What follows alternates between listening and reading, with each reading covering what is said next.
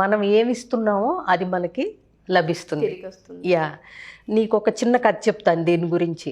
John D rock ఫెల్లర్ అని చెప్పి నువ్వు వినుంటావో ఉండవో, ఎందుకంటే ఈయన పుట్టింది 1800 మొదట్లో, అంటే 1839 ఆ టైంలో.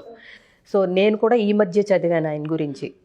సో అతను ఏంటంటే American first billionaire in the world కింద చెప్పుకోవచ్చు. 1839 కదా పుట్టింది.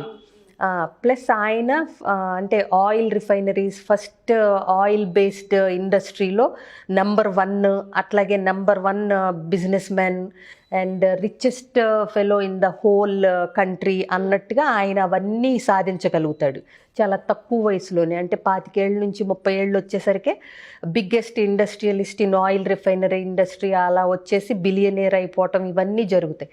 సో అతను ఏంటంటే పట్టిందల్లా బంగారమే అంటారు చూడు, ఆ టైప్లో అతని డెసిషన్ కానీ, రిలేషన్షిప్ కానీ, ఇన్వెస్ట్మెంట్స్ టైప్ కానీ, ఏ డెసిషన్ తీసుకున్నా అతను నంబర్ 1 అనమాట బాగా. ఇట్లాంటి పొజిషన్లో ఉన్న అతను 53వ ఏట అతనికి ఒక జబ్బు చేస్తుంది, క్యాన్సర్ టైప్ది. సో ఏంటంటే ఇంకా డాక్టర్లు ఇతను మహా అయితే మ్యాక్సిమం ఒక 1 ఇయర్ మించి బ్రతకడు అని చెప్తారు. సో ఒళ్ళంతా ఒకటే నొప్పులు, ఒకటే బాధలు, మింగటానికి ఉండదు. అంత rich man in the whole country అయిన అతను బిలియనేర్ కూడా, ఆ రోజుల్లో బిలియనేర్ అంటే ఊహించుకోండి, అతనికి కేవలం ఒక సూపు, చక్కగా అంటే మెత్తగా నానిపోయే బిస్కెట్లు తప్పితే, సూప్ అండ్ బిస్కెట్స్ తప్పితే ఇంకా ఏమీ గొంతు దిగని పరిస్థితి, అన్బేరబుల్ పెయిన్ అండ్ అసలు భరించలేని బాధ. ఈ నరకం ఎందుకు, త్వరగా పోతే బాగుండు అనిపించేలాంటి ఒక సిచ్యువేషన్. సో న్యాచురల్గా అట్లా ఉన్నప్పుడు ఏంటంటే ఒకలాంటి వైరాగ్యం అనేది స్టార్ట్ అవుతుంది కదా. ఎందుకు ఇదంతా, ఏం చేసుకోవటానికి, ఎంత ఉన్నా నాకేం లాభం, తినడానికి లేదు, ఎగ్జాక్ట్లీ తినటానికి లేదు, సంతోషంగా ఉండటానికి లేదు. పోనీ గొప్ప వయసు అయిపోయిందా అంటే 53 ఏళ్ళు. సో అన్ని రకాల వైద్యాలు ఏవైతే ఉంటాయో, బెస్ట్ డాక్టర్స్ ఎవరైతే ఉంటారో అందరూ ట్రీట్ చేస్తారు, అందరూ చేతులు ఎత్తేస్తారు.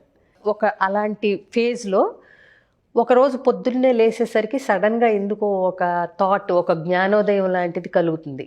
ఎందుకు ఇవన్నీ ఏం చేసుకోను, ఇన్ని బిలియన్స్ ఇది ఏదో కాస్త పిల్లలకి ఇవ్వాల్సింది ఇచ్చేసి మిగిలిందంతా చారిటీస్కి, డొనేషన్స్కి, రీసెర్చ్కి, హాస్పిటల్స్కి అన్నిటికీ అంటే డిస్ట్రిబ్యూషన్ చేయండి అనే ఒక థాట్ని లాయర్స్ని, అందరినీ, అకౌంటెంట్స్ని అందరినీ పిలిచి, ఆఫీస్ మేనేజర్స్ అందరినీ పిలిచి తన నిర్ణయాన్ని చెప్తాడు. అట్లా వాటిల్లో భాగంగానే మనకు penicillin, cures for malaria, diphtheria ఇట్లాంటి చాలా డెడ్లీ డిసీజెస్కి అతనిచ్చిన కంట్రిబ్యూషన్ వల్ల మనకి చాలా రీసెర్చ్ జరిగి చాలా వ్యాక్సిన్స్ వచ్చినాయి. సో ఆయన డొనేట్ చేసిన మనీతో. ఇది ఇట్లా జరుగుతున్న క్రమంలో ఎప్పుడైతే అవుతుందో స్లోగా ఈయన ఆరోగ్యం మెరుగుపడటం ప్రారంభించింది. అర్థమైందా? సో అందుకు చెప్పాల్సి వచ్చింది ఈ కథ. సో ఎప్పుడైతే ఇవ్వటంలో ఉన్న ఆనందాన్ని అనుభవించటం స్టార్ట్ చేశాడో అతనికి ఆ వ్యాధి ఏదైతే ఉందో అది నయం అవ్వటం స్టార్ట్ అయింది. ఆ తర్వాత 1 ఇయర్ తిరిగేసరికి చనిపోతాడు అనుకున్న ఆ వ్యక్తి 98 సంవత్సరాలు బ్రతికాడు. అంటే ఈ జబ్బు చేసింది అతనికి 53వ సంవత్సరంలో. ఆ తర్వాత 98 ఇయర్స్ వరకు అతను బ్రతికాడు.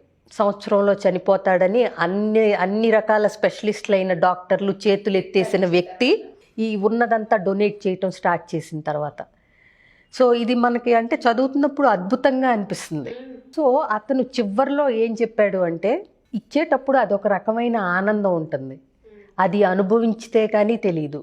ఇంకొకటి, నేను ఈ సంపదకంతా ఒక మధ్యవర్తిని మాత్రమే, అంటే భగవంతుడి ఆశీస్సులతో నా దాకా వచ్చి నా ద్వారా ఇంకొకళ్ళకి వెళ్ళటానికి వినియోగింపబడాలి సంపద అనేది తెలుసుకున్నాను నేను. ఎప్పుడైతే నేను కేవలం మధ్యవర్తిని, అంటే ఎంతో కొంత అనుభవించి మిగతాది డిస్ట్రిబ్యూట్ చేయాలి అనే థాట్ ఎప్పుడైతే నాకు వచ్చిందో, అందులోంచి వచ్చిన సాటిస్ఫాక్షన్తో ఉన్న జీవితంలో ఏ రకమైన సంపద ఇవ్వలేనటువంటి ఒక తృప్తిని నేను అనుభవించాను అనేది అతను రాసుకొచ్చాడు.